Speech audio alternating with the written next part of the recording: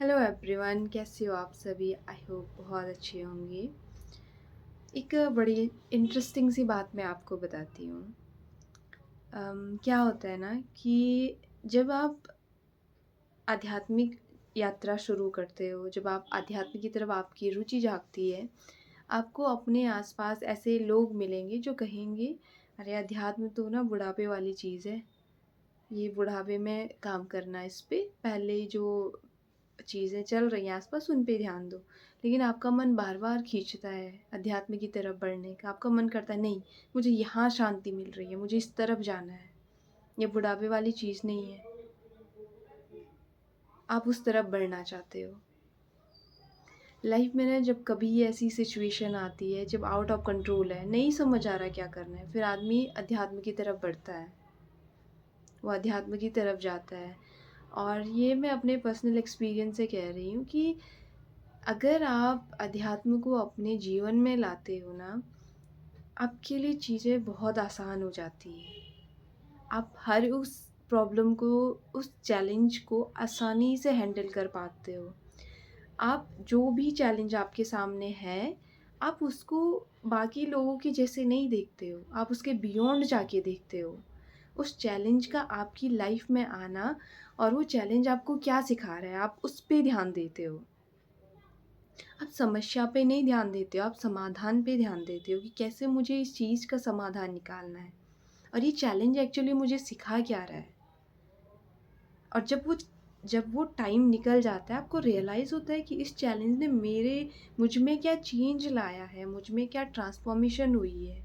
जब आप ना कुछ स्पिरिचुअल प्रैक्टिसेस करते हो, आप जैसे कोई चैंटिंग कर रहे हो या कुछ भी इस तरीके की चीज़ें आप पढ़ रहे हो, सुन रहे हो, तो आपका टेस्ट लिया जाता है। जैसे हमने एग्ज़ाम के लिए प्रिपरेशन करते हैं ना, तो फिर आपका टेस्ट होता है, वहाँ आपको परफ़ॉर्म करना होता है। सेम चीज़ें आप बहुत सारी आध्यात्मिक चीज़ें पढ़ रहे हो, अपने आप पे अप्लाई कर रहे हो, फिर आपका होता है टेस्ट। उस टेस्ट में आपको खरे उतरना होता है। वो टेस्ट में आपको समझ आएगा कि अगर आप उस टेस्ट में उस प्रॉब्लम की, जो चैलेंज आया है, उसकी सकारात्मक पहलू को देख पा रहे हो, आपको पता है, आपको समझ आ जाता है कि ये चैलेंज आया है ना, वो मेरी लाइफ में क्या आया है, क्यों आया है और मुझे क्या सिखा रहा है, इसका मेरे आसपास के लोगों पे क्या प्रभाव पड़ रहा है। उस पर्टिकुलर चैलेंजिंग फ़ेज़ में आप किस तरीके का व्यवहार कर रहे हो और उस व्यवहार का आपके आसपास के लोगों पर क्या प्रभाव पड़ रहा है, आपको समझ आने लगता है। आप उस चैलेंज में ये नहीं देखते हो कि जैसे आप जब आप अध्यात्म को नहीं समझ रहे थे, तो आप कुछ और नज़रों से देखते हो। लेकिन जब आप अध्यात्म को समझने लगते हो, तो आपको उस चैलेंज का हर एक पहलू समझ आता है कि ये मैं इस पर्टिकुलर चैलेंज में किस तरीके का रिस्पॉन्स कर रहा हूँ। मैं रिएक्ट कर रहा हूँ या रिस्पॉन्स कर रही हूँ। ये क्लियरली समझ आने लगता है कि जो चीज़ हो रही है वो क्यों हो रही है, उसका होने का कारण क्या है। आपको अपने रास्ते समझ आने लगते हैं, वो एक क्लैरिटी मिलने लगती है कि आप जिस रास्ते पे हो वो सही है भी या नहीं। और जो हमारा टाइम चल रहा है ना, आज का जो टाइम चल रहा है, आप अध्यात्म में इतनी ताकत है कि वो आपको एक सही दिशा देता है, वो एक सही रास्ता आपको देता है। अगर आपको ऐसा लगता है ना कि अध्यात्म बुढ़ापे की बातें हैं, तो प्लीज़ ये थॉट अपनी माइंड से हटा दीजिए। अध्यात्म के प्रति अपनी रुचि जगाइए और जैसे हम चैंटिंग करते हैं, तो उन मंत्रों को समझना कि हमें कैसी पावर दे रहे हैं। एक बार कोशिश करके देखिए, आपको खुद ही समझ आ जाएगा कि अध्यात्म में कितनी ताकत है। स्पेशली जो बच्चे होते हैं, उनको अध्यात्म की तरफ जोड़ना ज़रूरी है। जैसा हमारा टाइम चल रहा है, उन बच्चों को छोटी सी उम्र से ही अध्यात्म की तरफ मोड़ोगी, तो उतना जो चैलेंजिंग टाइम है, वो उतनी आसानी से उसको अम, पार कर पाएँगे। कभी-कभी मुझे लगता है कि अगर थोड़ा पहले मुझे चीज़ें पता चलती, तो शायद मैं और ज़्यादा उसका नाम जप पाती और ज़्यादा चीज़ों को समझ पाती।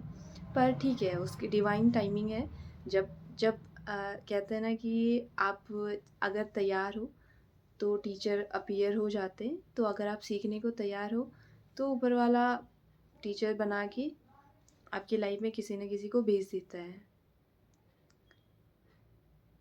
ज़रूरी है आपका अवेयर होना और ये समझना कि अध्यात्म क्यों ज़रूरी है, इन चीज़ों को पढ़ के होगा क्या। और लिटरली बहुत ताकत है आध्यात्मिक जो बातें होती हैं, जैसे हम हनुमान चालीसा पढ़ते हैं तो इसका अपना इम्पोर्टेंस है। क्यों पढ़ रहे हैं, किस लिए पढ़ रहे हैं, जब पढ़ रहे होते हैं तब नहीं समझ आता है, तब लगता है बस पढ़ते जाओ, बस पढ़ो। लेकिन जब आपको उसका पीछे का इंटेंशन समझ आता है तो ऐसे फेज़ जब आते हैं जहाँ पे आपको लगता है यार कुछ भी काम नहीं कर रहा है, उस फेज़ में आपको सकारात्मक बने रहने में अध्यात्म हेल्प करता है। जैसे बच्चे आज की डेट में सुसाइड कर देते हैं, अगर उनको अध्यात्म की समझ हो, वो इस तरीके के रिचुअल्स अपनाते हो, हनुमान चालीसा पढ़ना या कुछ इस तरीके की चीज़ें करते हो, तो वो उस फेज़ को आराम से हैंडल कर सकते हैं। ये मेरा एक एक्सपीरियंस था अध्यात्म के बारे में। तो अगर आपको भी लगता है कि आपको भी चीज़ें पढ़नी चाहिए, समझनी चाहिए, तो आप पढ़ना शुरू कीजिए। जो हमारा सोशल मीडिया है वो आज की डेट में बहुत आसानी से आपके पास सारा कंटेंट दे के देता है। बस ज़रूरत है कि आपको रुचि है या नहीं है, आप कितने तैयार हो उन चीज़ों को समझने के लिए। टीचर अपीयर हो जाएगा, आपके सवालों के जवाब आपको मिलने लगेंगे और एक सही राह पे आप चलने लगोगे। So thank you so much for watching this video. मिलते हैं अगले वीडियो में। अपना और अपनों का ख्याल रखिए।